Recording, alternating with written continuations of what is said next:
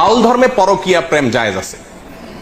আল্লাহর কসম, আমি নিজে যাচাই করে যশোরের এক গ্রামে গিয়ে সন্ধান পাইছি যে এখানে, এমনি অন্য কাজে গেছি, পরে শুনছি যে এখানে আপনার ফকিরদের আখড়া আছে। তো আমি দেখতে গেছি, একদিন না কয়েকদিন পরে জানতে পারছি যে এক মহিলা আছে, তার স্বামীও আছে, কিন্তু সবাই জানে এই মহিলা সারাদিনই জেনা করে তার ওই সাধন সঙ্গীর সাথে, বাউলদের সাথে।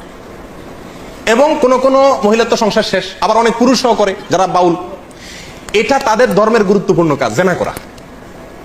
সারাদিন জেনাটাই ইবাদত বাস।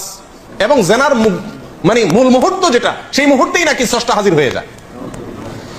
প্রিয়দিনী ভাইরা, বাউলরা মনে করে, আপনারা হয়তো অনেকে প্রথম শুনছেন, শুনে রাখেন, বাউলদের দৃষ্টিতে মানুষের শরীরের বিভিন্ন রোগ বালাই ভালো হওয়ার জন্য একটা বিরাট বড় ওষুধ হলো মেয়েদের রজ পান করা। রজ বুঝেন কি? না, রজ বলতে দুইটা জিনিস। এক হলো কুমারী মেয়ের প্রথম মাসিকের রক্ত, আরেকটা হলো পুরুষদের যেরকম উত্তেজনার কারণে বীর্য বের হয়, মেয়েদের যে পদার্থটা আসে এটাকে রজ বলে। এই রজ, এটা পান করলে কোনো রোগ বালাই আর শরীরে থাকে না, এটা বাউলদের বিশ্বাস। আরো শুনবেন, তারা বলে রোগ থেকে মুক্ত হওয়ার জন্য, বিভিন্ন রোগ থেকে, বড় বালা মুসিবত অসুখ বিসুখ থেকে ভালো হওয়ার জন্য নিজের মুখ এবং মেয়েদের স্তনের দুধ পান করলে রোগ ভালো হয়। আরো শুনবেন, তারা বলে সমস্ত রোগ থেকে সর্বরোগের ঔষধ একসাথে যদি পাইতে চান তাহলে কি করতে হবে?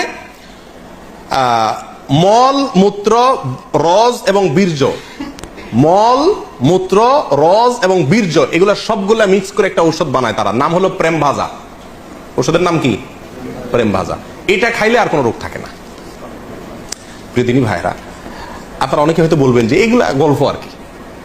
আপনি আল্লাহি বাস্তবতা খবর নিয়ে দেখেন, আর খবর নেওয়ার দরকার না, আমি আপনাকে বই পুস্তক থেকে বলছি, তাদের বই পুস্তক থেকে, তাদের ধর্মগ্রন্থ থেকে, তাদের ধর্মীয়, তাদের আচার এবং তাদের সংস্কৃতি, কালচার, এ সংক্রান্ত যে সমস্ত বই পুস্তক আমাদের সমাজে প্রতিষ্ঠিত, গ্রহণযোগ্য, অথেন্টিক, এই সমস্ত বই পুস্তকে লেখা আছে।